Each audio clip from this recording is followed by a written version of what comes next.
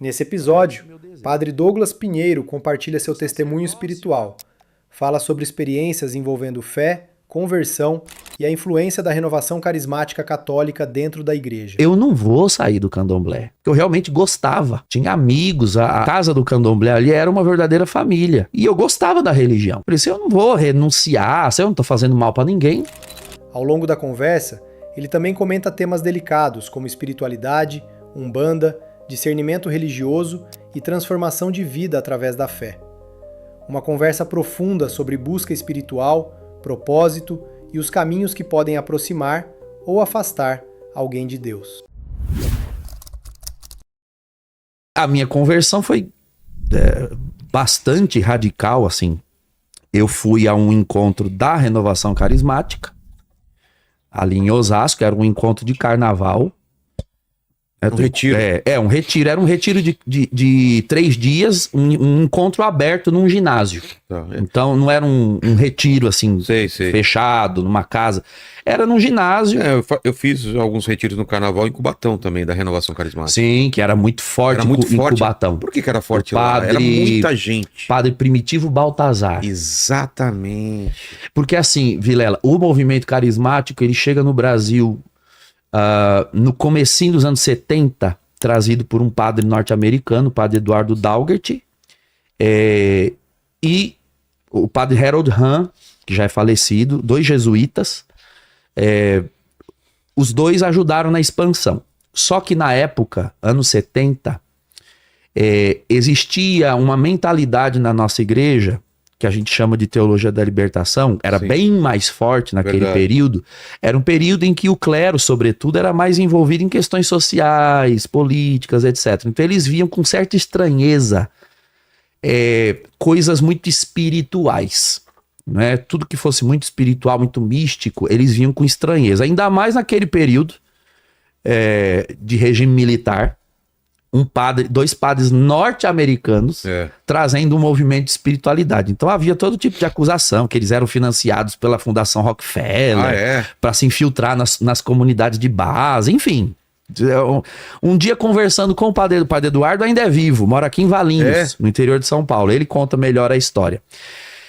Mas o fato é que, para explicar o do padre Primitivo, com o passar do tempo, alguns padres foram fazendo a experiência carismática, aderindo e auxiliando na expansão dela. Só que eram pouquíssimos em nível de Brasil. Então, onde havia todo o povo que tinha afinidade com a espiritualidade Ia pra lá. se acercava. Então, o padre Primitivo Baltazar era peruano, ele fez a experiência no Peru. Ele era religioso, ele era de uma congregação, não lembro agora o nome, mas veio morar em Cubatão e fazia ali muitas missas, coração de libertação, cura. Ele era praticamente o único, num raio de quilômetros, com espiritualidade carismática. Então, realmente havia grandes concentrações carismáticas ali. Então, ele ficou muito conhecido. Era muito numa conhecido. escola, era num ginásio também lotado. É muito bonita a história. A renovação carismática em Fortaleza lotava o estádio. Era, Queremos Deus em Fortaleza, Sim. nos anos 80, era um fenômeno. A gente só viu aquilo lá na visita do Papa João Paulo II. Com a renovação carismática, eu lembro de um Queremos Deus lá, eu não sei se foi esse que o padre Jonas Abib foi, que Deus o tenha, que foi tanta gente para esse Queremos Deus que não coube no estádio, que foi preciso a polícia organizada pelo lado de fora do estádio, porque a mesma quantidade que estava dentro do estádio, e olha que estava tendo acesso até ao gramado, já era mais de 100 mil pessoas. E do lado de fora tinha mais 100 mil pessoas querendo entrar. Aqui acontecia Era dessa maneira. o mesmo nos anos 90, também com o padre Jonas, nos cenáculos no Morumbi. Começou no Pacaembu, não cabia mais, foi pro Morumbi. Então, assim, foi um grande fenômeno. Anos 80 e 90, sobretudo. Os anos 90 foi assim, o ápice do movimento carismático. A renovação carismática católica cresceu muito no Brasil, principalmente a partir dos anos 90, aproximando jovens da igreja através de músicas, oração espontânea e experiências espirituais mais intensas. E muita gente considera esse movimento uma das maiores transformações modernas dentro do catolicismo brasileiro. E no meu caso eu fui a esse encontro de carnaval comecei a me aproximar da renovação carismática por curiosidade. Como eu tinha uma mentalidade bem misticista por conta do candomblé, É verdade. eu fui parar no candomblé por curiosidade. Eu queria muito ver, assim, Esse coisas mundo extraordinárias. espiritual, Isso, espiritual. sobrenatural. Mas a gente que cresce na igreja católica, indo à missa, frequentando os sacramentos, não vê nada de extraordinário ali. Então, na minha cabeça, se eu quisesse ver alguma coisa, um espírito, um vulto, um satanás, um demônio, eu tinha que ir procurar fora. E, de fato, fui pro candomblé com essa intenção, de ver o mundo espiritual. Mas eu ouvi falar, né, através de amigos, que existia um grupo na igreja onde tinha essas coisas espirituais, pessoas que falavam línguas estranhas, tinham revelações. Foi aí que eu soube da renovação carismática. Fui ao encontro, e aí nesse encontro aconteceu assim, eram 3 dias, um encontro aberto. Então, quem vinha no domingo, animava, tocava, pregava a palavra, e terminava o dia, no dia seguinte vinha uma outra equipe para fazer a mesma coisa, que não estava no dia anterior. E eu lá na arquibancada, participando, e aí nos momentos de oração, né? No domingo tinha uma senhorinha. Começou lá a falar línguas estranhas, orar, aqui tem uma pessoa assim, aqui tem uma mulher assada, aqui tem um homem desse jeito, aqui tem um jovem, um rapaz que está no nosso meio que você frequenta candomblé, Uau. religiões afro-brasileiras. Deus está falando para você renunciar, porque ele tem uma grande obra para fazer na sua vida. Eu, na minha cabeça pensando, meu Deus, tem piedade desse jovem, né? Que será que é? O que veio fazer aqui nesse encontro de igreja? Tá, passou no domingo, na segunda-feira, aí já não era aquela senhora, já era um negão, 4x4, nunca esqueço dele. Começou a mesma coisa, ministrar oração. Aqui tem um homem assim, aqui tem uma pessoa desse jeito, e aqui tem um jovem, ele não estava no domingo. Você frequenta terreiros de umbanda, de candomblé, e Deus está falando que tem uma grande obra na sua vida para você renunciar, etc. Falei, meu Deus, que jovem cara de pau, voltou hoje de novo. Onde será que ele tá? Deixei, fingi que não era comigo, né? Porque eu dizia comigo mesmo que era católico, e ainda mais pros outros. Na terça-feira, de novo, uma pessoa falou a mesma coisa. Olha, aqui tem um jovem que frequenta candomblé, etc. Aí eu pensei comigo, sentei na arquibancada depois dessa oração para ouvir a pregação e fiquei na minha cabeça, conversando com Deus. Eu, escuta, vamos parar de fofocar da minha vida pros outros, tá ficando feio. Eu não vou sair do candomblé, porque eu realmente gostava.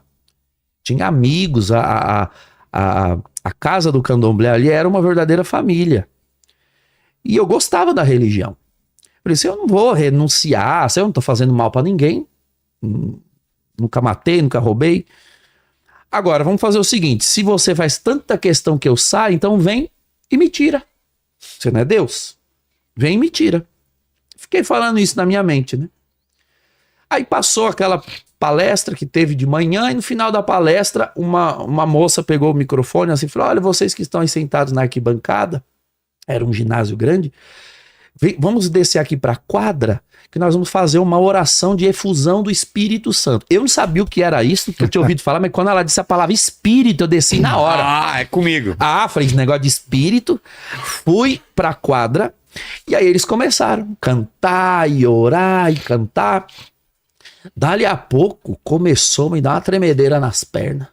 Uma batedeira no coração, disse, meu Deus do céu, não descia o santo no terreiro, vai descer aqui. Um dos temas mais debatidos dentro do cristianismo é o chamado falar em línguas, também conhecido como glossolalia. Os defensores dessa prática costumam relacioná-la ao evento de Pentecostes, descrito no livro de Atos, quando os discípulos receberam o Espírito Santo e passaram a manifestar dons espirituais. Hoje, experiências semelhantes são relatadas tanto em grupos pentecostais quanto em encontros da renovação carismática católica, onde muitos fiéis afirmam viver momentos profundos de oração e espiritualidade. No negócio de igreja, porque lá eu não era rodante que fala lá, né? Eu não incorporava. Eu era Ogã, Ogã Alabê que fala. Eu tocava atabaques no candomblé.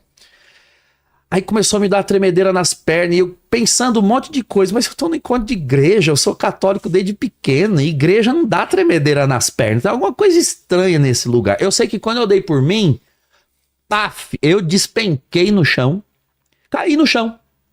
Fiquei no chão pensando, meu Deus do céu, desmaiei, com certeza, eu devo estar desmaiado. Eu nunca tinha desmaiado na vida, eu não sabia que quem tá desmaiado não pensa que tá desmaiado. Com certeza. E eu fiquei lá no chão, falei, mas alguém vai vir me acudir, porque as pessoas não caem no chão no encontro de igreja, ó. Tô até hoje esperando alguém lá me socorrer.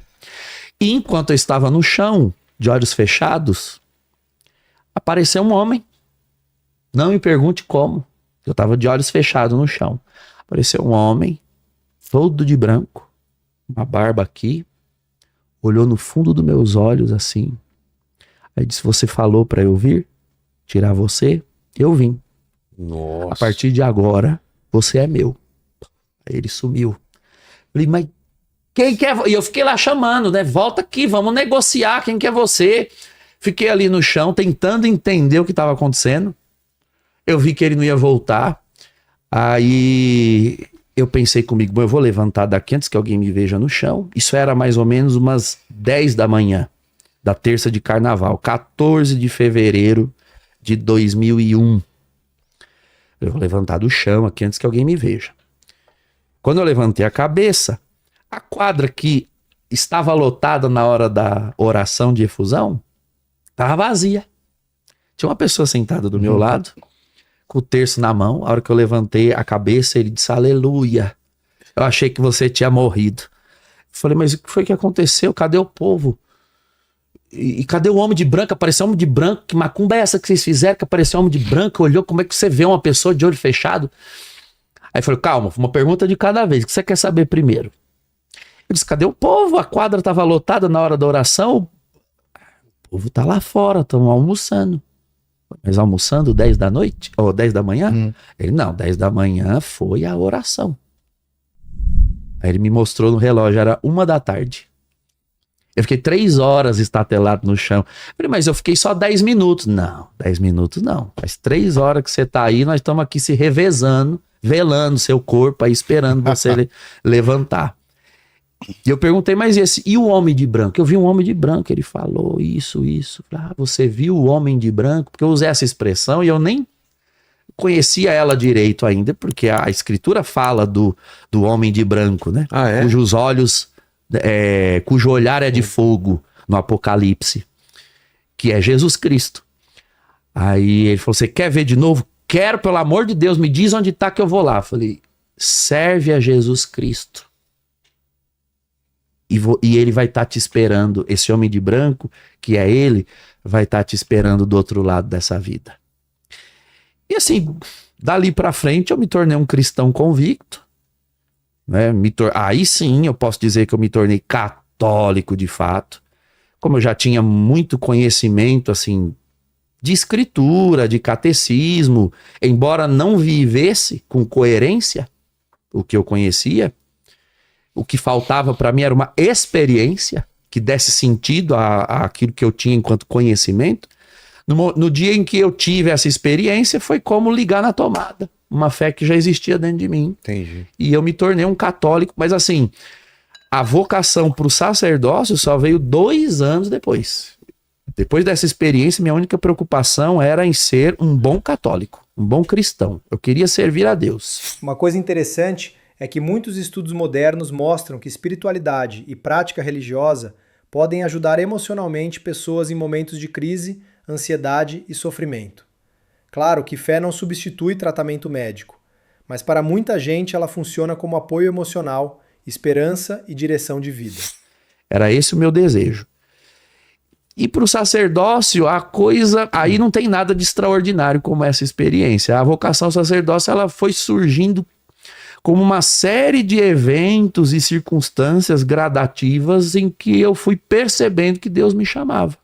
E fui me permitindo experimentar. Resolvi entrar para o seminário. Ainda fui para o seminário com mentalidade de discernimento. Eu não tinha essa convicção. Eu vou para o seminário para experimentar. Se for isso mesmo, eu fico. Porque, não sei lá em Fortaleza, mas na minha época, hoje são 9 anos, mas na minha época eram 8. São 9. 9, né? Hoje são 9. Na nossa também. Na minha eram 8. Falei, eu tenho 8 anos de formação pela frente. Se eu ver que não é isso, eu saio sem nenhum problema. Mas os anos foram passando um após o outro. Saí vestido de padre pela porta da frente. Engraçado, eu fui ter a minha primeira crise como católico depois de padre. É mesmo? Não, minto. Depois de padre, não. Já perto de ser padre, né? Por Tinha quê? um primo que era como irmão, né? A gente cresceu juntos. E aconteceu de eu no seminário, ele estava morando com uma tia dele em Fortaleza. Nós somos, nossa família toda da cidade de Aquiraz, região metropolitana, região também litorânea, né? Do Ceará. Aí ele foi morar com a tia dele em Fortaleza, porque estava trabalhando, começou a trabalhar e tal. E aí, foi um baque muito grande, porque menino novo, tinha 22 anos para 23 anos, ele estava, nesse dia chovendo, era uma segunda-feira, ele estava debaixo do viaduto, não esperando passar a chuva, ele estava de moto. Do nada veio um cara, voltando, né, das noitadas, embriagado, tudo, numa Hilux, e atropela todos que estão ali debaixo do viaduto, inclusive ele. E ele morre na hora. Nossa. Recebeu toda a pancada na cabeça e morreu na hora, né? Aí, eu não sabia tudo, e lá no seminário a gente não podia estar com celulares, tudo, né? Só tinha lá um telefone comum. Quando me ligam, né? Ligam lá pro seminário, dizem que queria falar comigo. Era um outro primo que foi dar notícia, né? Da morte desse meu outro primo. Ali eu perguntei para Deus, por quê? Né? Eu tô aqui no seminário me preparando para ser padre e recebo uma notícia dessa, por quê? Aí eu falava isso alto, no meu quarto. Aí o vice-reitor foi lá, eram os padres eudistas, né? Ele era colombiano, padre... era o nome dele, falecido também, não me recordo agora. E ele assim, fale, coloque tudo pra fora. Fale, reclame com Deus, reclame. Aí depois eu me acalmei, aí ele disse assim, tá calma agora? Eu disse assim, estou. Me conte o que aconteceu. Aí eu contei a história, né? Aí ele disse assim, nossa, isso é muito, muito forte. Mas você está se preparando para ser padre. Você acha que Deus sabe todas as coisas? Aí eu disse assim para ele, eu não sei mais. Não sei. E se ele sabe de todas as coisas, ele deveria pelo menos preparar a gente para aquilo que a gente não sabe. Ele está certo. Então guarde isso no seu coração. Porque mais na frente, talvez Deus mesmo te responda aquilo que você hoje não entende. Eu guardei isso no meu coração. Guardei, ficou muito tempo, né? Fui para missa de corpo presente, fui para missa de sétimo dia, mas com o coração fechado para Deus. Não fechado, mas questionando Deus. Depois de um tempo, isso já no seminário, já perto de me preparar, aí foi quando houve uma situação muito interessante. A gente estava na capela, nas orações, e o padre reitor, né, fazendo as orações, ele disse uma coisa assim, muito interessante. Olha, quando você tiver algo para questionar, para perguntar, para saber, e você não encontrar ninguém que lhe responde, vem aqui diante de Jesus Eucarístico e fala para ele. Aí aquilo entrou na minha mente, né? Guardei. Aí quando foi nas minhas orações, eu sempre acordava mais cedo para chegar na capela para fazer minhas orações pessoais.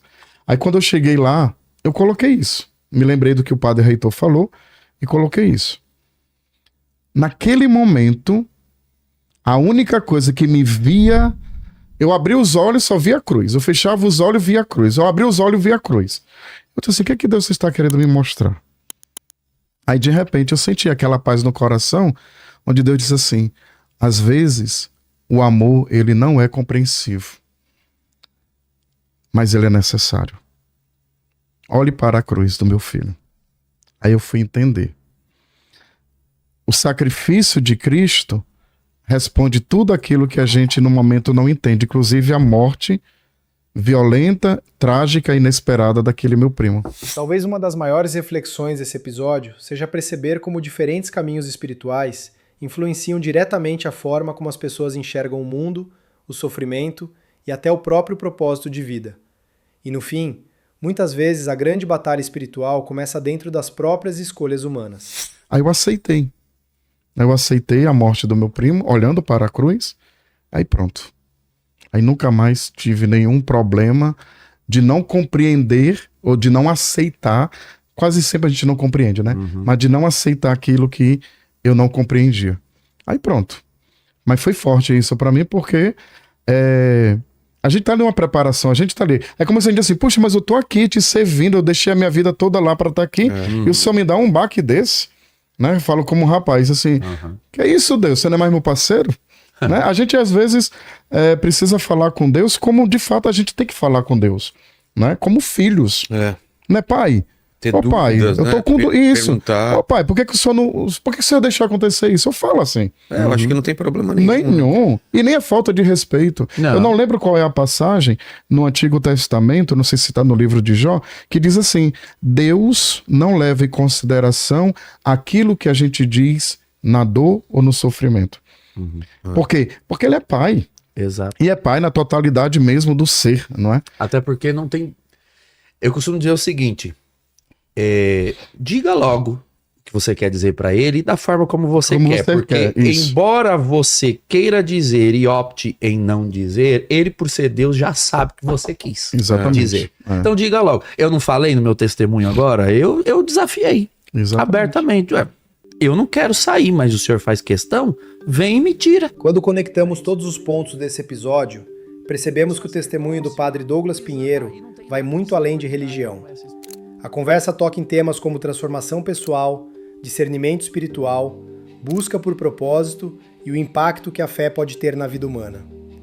Ao mesmo tempo, o episódio mostra como diferentes experiências espirituais são interpretadas de maneiras completamente diferentes, dependendo da tradição religiosa de cada pessoa. E talvez seja justamente isso que torna esse tema tão profundo, a tentativa humana de entender o invisível, o sobrenatural e o sentido da própria existência. Porque no fim, independentemente da religião, milhões de pessoas continuam buscando respostas espirituais para dores, medos e perguntas que a ciência sozinha muitas vezes não consegue responder completamente. Então já se prepara para o próximo vídeo do Entre Fatos e Fé. Aproveita e deixe seu comentário sobre o vídeo de hoje. Pare de pagar caro em passagens. A comunidade Milhas 3.0 mostra como viajar pagando quase nada. Link na descrição. Entra agora!